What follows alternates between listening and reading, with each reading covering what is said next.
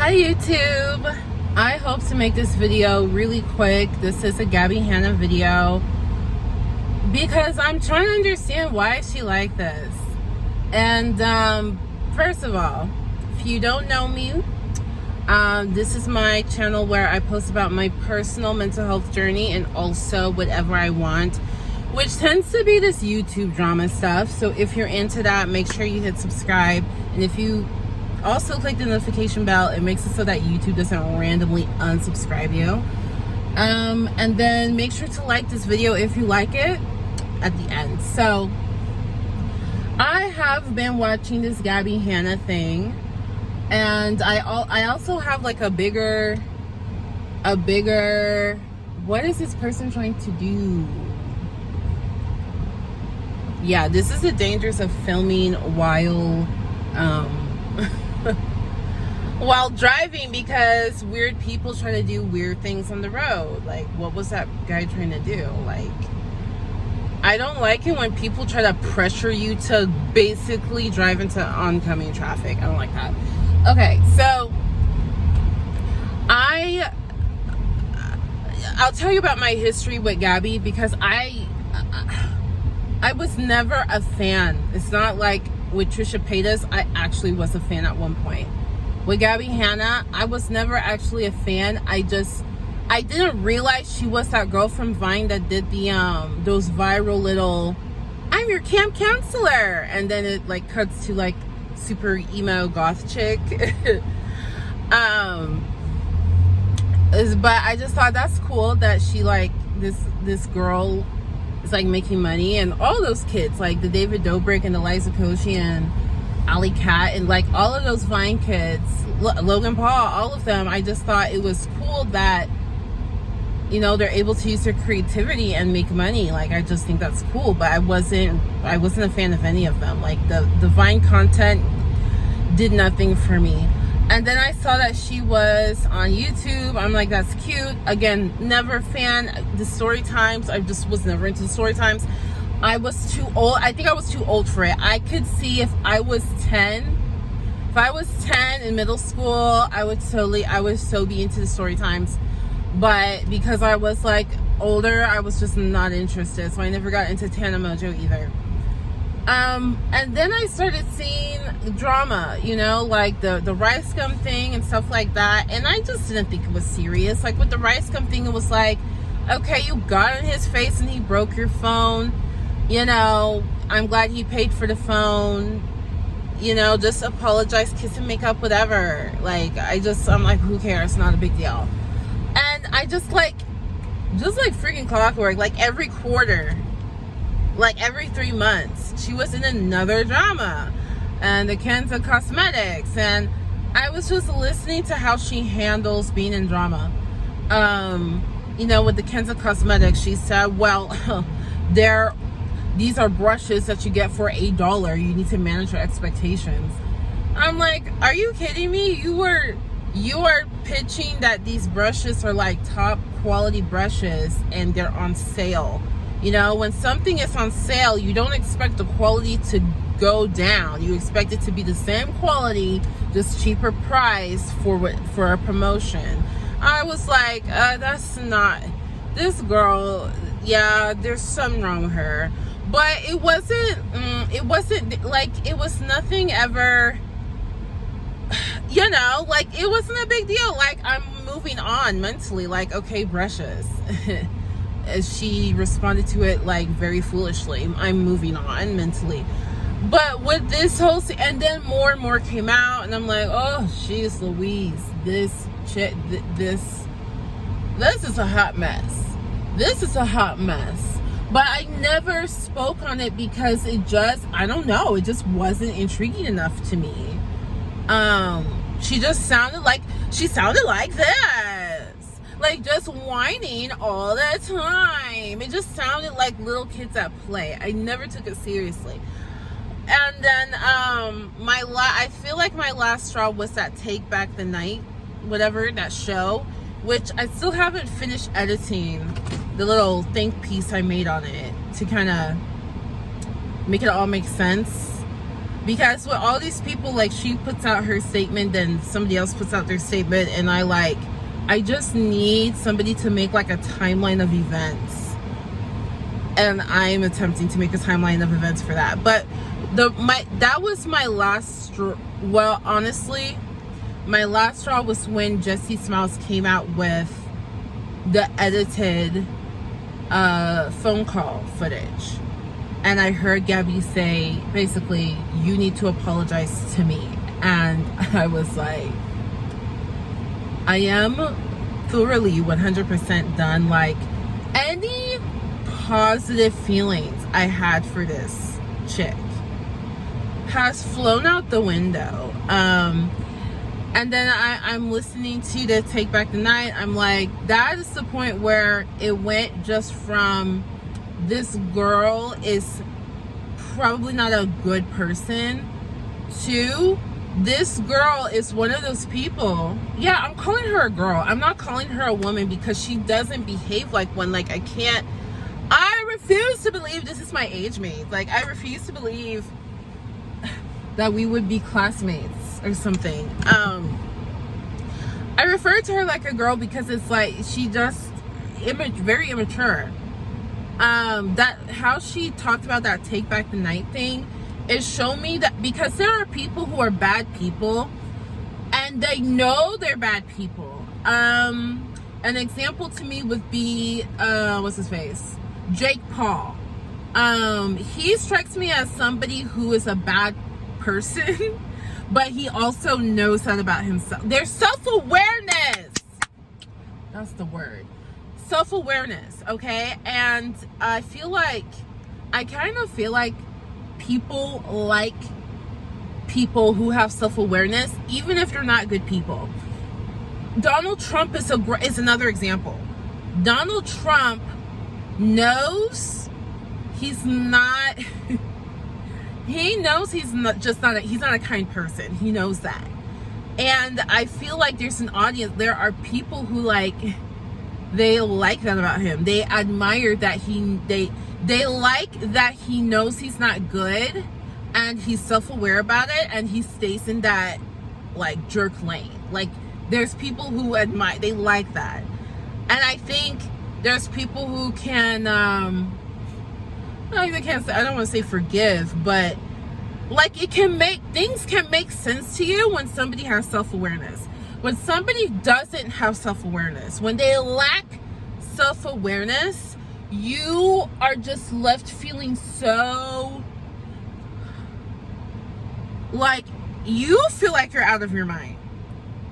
You feel like it's one thing to be a Jake Paul and say, I know what I did is wrong and I'm not apologizing for it, okay? And I would do it again. It's one thing to be like Trump and say, yeah, I made fun of that guy with disabilities and it was funny. If you don't think it was funny, then bye-bye. That's his own category. That's his own category. And it's a whole nother category that confuses all of us. Like all of us. Okay? Whatever side of the aisle you're on. We are all confused when we encounter the person who cannot understand what they did was wrong, or maybe okay, what I did was wrong, but when they do that, but here's what blows my mind. This is the same person who apologized for making fun of black women, and she described in good enough detail for me anyway. She described in decent enough detail how the joke she made about black women was wrong. And she described how it was wrong, why it was wrong. She apologized for it with no buts. And she discussed how she was educating herself so she can do better and not make that same mistake in the future. Amazing that she's able to do that.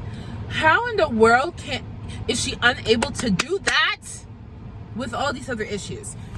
Here's what I've noticed about her. Because, okay, I think I'm good on time. Because I have a meeting in 20 minutes. So y'all, please don't let me be late to this meeting. This work meeting I have.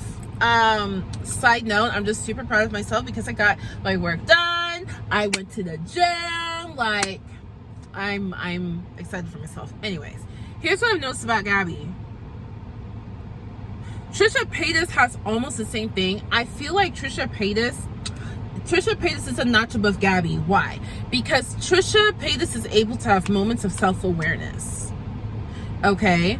So, during the whole screw Ethan Klein, he takes 5% fiasco, Trisha was able to get it all out, okay? Go into your psychosis or manicness, or I don't remember how they describe it.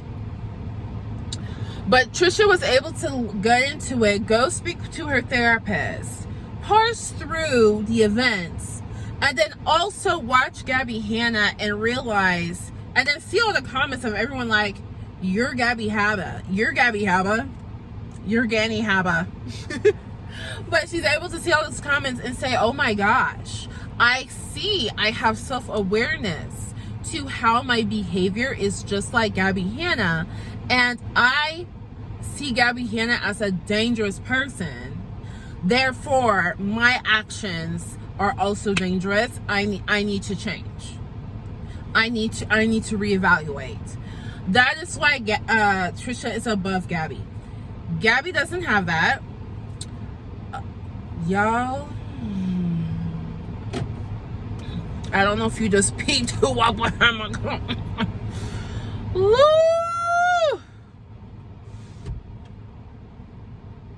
I'm not even gonna get into the story about the person who just walked behind my car and try to look in here. Anyways, I am shooketh. I'm shooketh. I'm not even gonna go into that. So anyways, let me collect my thoughts. Just know that I am moving out of this place in like 9 days. I cannot wait. So Gabbie doesn't have that when it comes to situations that she's personally in. Gabbie over intellectualizes. She can see somebody else's situation and figure out what's right, what's wrong. She can view she can look at a philosophical argument and parse what's right, what's wrong. She can look at a systematic issue. She can look at a political issue. She can look at issues that are kind of removed from herself and parse what's right, what's wrong. As long as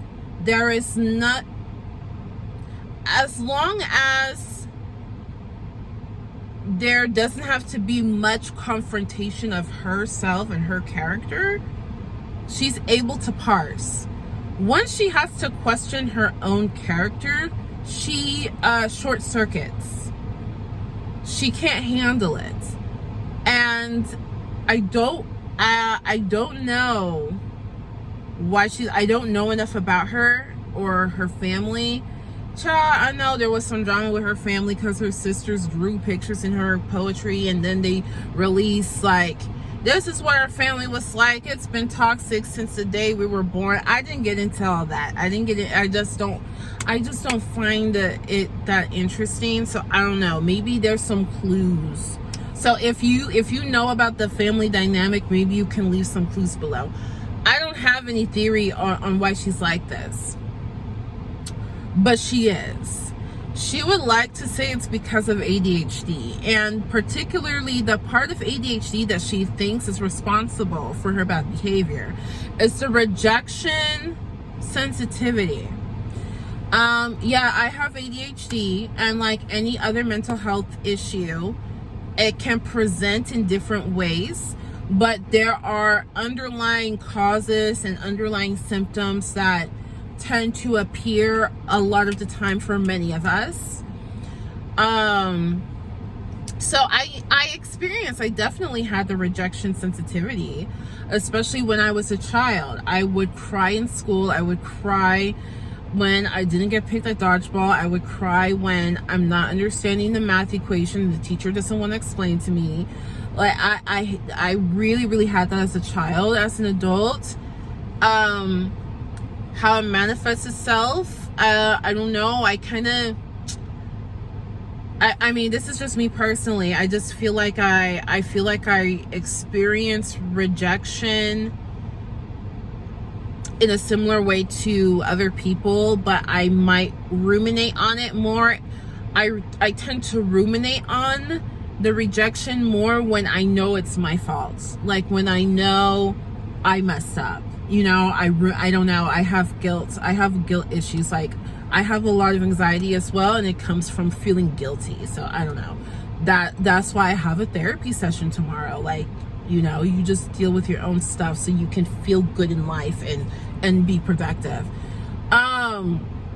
There is nothing about rejection sensitivity that makes you be a bad person to other people. You might it's also characterized as you might have an angry, I don't know what you call it, outlash. You might lash out angrily. In general, this is not, rejection sensitivity is not something that is specific to ADHD at all. And it's not something that is seen in everybody with ADHD. It's not even a diagnosis. It's not even a symptom of ADHD. It's not a part of the diagnosis at all. It's just a thing that some people have noticed could be related to their ADHD. It's not a part of it. That's not how you figure out somebody has ADHD. And the reason she has rejection sensitivity could be for a reason that is not ADHD. You know, being all over the place mentally doesn't cause you to be rude to people. It might cause you might interrupt people while they're speaking. You might, you know, sometimes people with ADHD can be inappropriate, like, hey, that person was just speaking, don't interrupt them. Or they might bring up, oh, I just thought of XYZ idea. And it's like, okay, can you table XYZ idea because we're still talking about ABC? Like, this is an inappropriate time to bring up XYZ. That type of thing, I'm just keeping track of the time. That, you know, that could be ADHD. What else? But you don't treat people like trash. I'm trying to think of what else. You might look like you're not listening or you're not paying attention. Yes, you can get bored easily, hard to concentrate. None of these things require that you treat people like trash. And none of these things require that you're constantly asking for people that you have mistreated to apologize to you. None of these things mean that you lack self-awareness. None of these things mean that you blame other people for causing you to act a certain way. The language that she uses is really concerning because it does sound like people who do domestic violence. I don't know if you've ever heard somebody say things like, well, everything would be fine. You just have to stop doing that thing that makes me want to hit you. Just stop. You know what I mean? I don't know if people have ever heard of those, you know, that type of language from those DV people, but that's the kind of thing that they say. And they try to guilt people for, I guess, triggering them.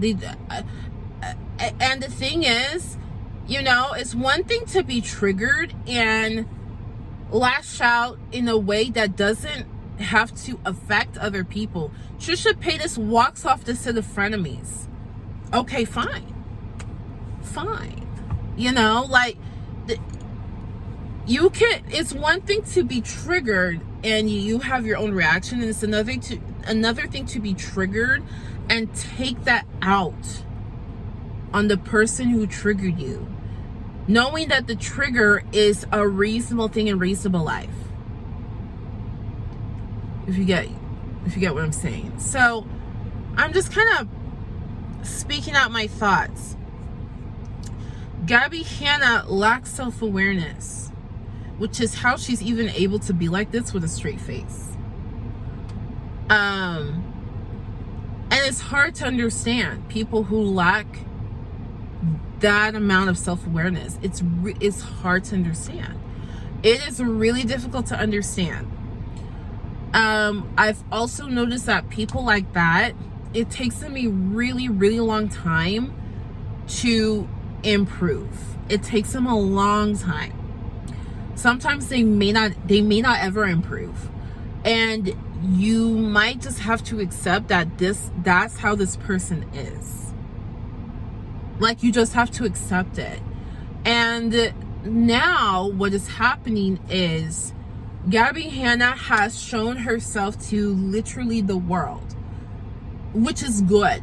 Actually, this is good, because I don't know why I'm pronouncing good like that. That's not how I say it. I don't say good like that. I don't say that word like that.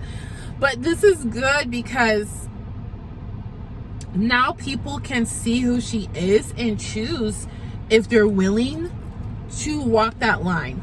The other thing I noticed too is whatever this is about Gabbie Hanna, it has gotten worse. Like, the girl from Vine days and the girl now is not the same girl. Obviously, she's 30 something years old or whatever. Is she 30, 31? Well, I don't know. But this mental process that she has, she didn't used to have this. And then you can just go back, look at all her dramas. You can see how over time it's gotten worse and worse and worse and worse. By the way, we don't know everything that's happened behind scenes. It sounds like everybody has a Gabbie Hanna story behind the scenes that they're just not, they're just not putting it out there because it's like, how do you look just randomly putting business out there? But it sounds like there are stories everywhere, and Gabbie Hanna has chosen to take some of these stories and make it public so we can decide, and people at large, production companies and brand deals and TV shows, whomever, can decide, is this person worth working with, worth knowing, worth dealing with, worth putting ourselves in a position to have to try to care for or feel responsible for. So I'm actually glad that she's put all this out about herself, and I'm glad that people are giving their rebuttals and putting things out there so people can parse through and see. Gabbie blows things out of proportion quite a lot. She blows the things other people do and say out of proportion, but minimizes her own actions. And I feel like you can see that the most clearly in the Take Back the Night. Is a show called Take Back the Night? I don't know. That, the show I'm talking about. We can see this issue of Gabbie blowing things up and minimizing her own faults. We can see that very clearly in that situation. We can also see very clearly in the Jussie Smollett situation that she has a double standards of decorum. She expects people to handle her with kitty gloves, but she wants to put on the heavyweight gloves to deal with everyone else. And she thinks it's because she's a fragile person. So fairness in her eyes is because I feel I'm a certain way, I need to be treated a certain way. But you can handle being treated worse. It's like she doesn't understand that other people deal with the same emotions that she's dealing with, or the same processes, or the same fragility that she deals with. She thinks she's the only one who has emotions that matter. That's a huge issue. She doesn't feel like anybody else's emotions matter. She doesn't. And every time she tries to prove that, she tries to prove over and over again that her emotions matter more than everybody else's. that her blow-ups are acceptable and that her bad behavior is minimal. Every time she tries to prove that to us, she just proves how wrong she is to us. She tried to show, well, Trisha Paytas was my friend, and Trisha Paytas tried to gaslight me. By the way, oh my gosh, if I never hear the word gaslight again. Trisha Paytas tried to gaslight me. Here's the proof. Here's the footage. Well, in that very same footage, Gabbie Hanna is gaslighting Trisha Paytas as well about the herpes thing. Okay, well, Jessie Smiles edited the phone call so that she would garner sympathy. Here's the whole thing, except it's not actually the whole thing. I edited out my trauma. So, except for my trauma, here's the rest of it. And that phone, if you listen to the 3 hours, Gabbie sounds way worse than what we even thought. Like, every time Gabbie tries to prove that her viewpoint is the right viewpoint, she proves that her viewpoint couldn't be further away from right and good. Couldn't be further away. So yeah, why is Gabbie like this?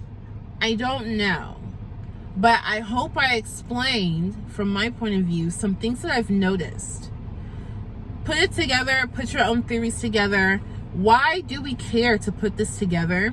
Because you might know somebody like this, or you might encounter somebody like this. Okay, I remember the first time I recognized I encountered somebody who was as problematic as some of these YouTubers, and it really helped. Like, it helped that I have the secondhand experience to know how to navigate the situation. I would love to hear your thoughts in the comments below. I need to now go to my work meeting. So if you liked my thoughts, or you thought it was interesting, give it a thumbs up and let me know your thoughts in the comments below. Until next time, much love, much luck. Peace out.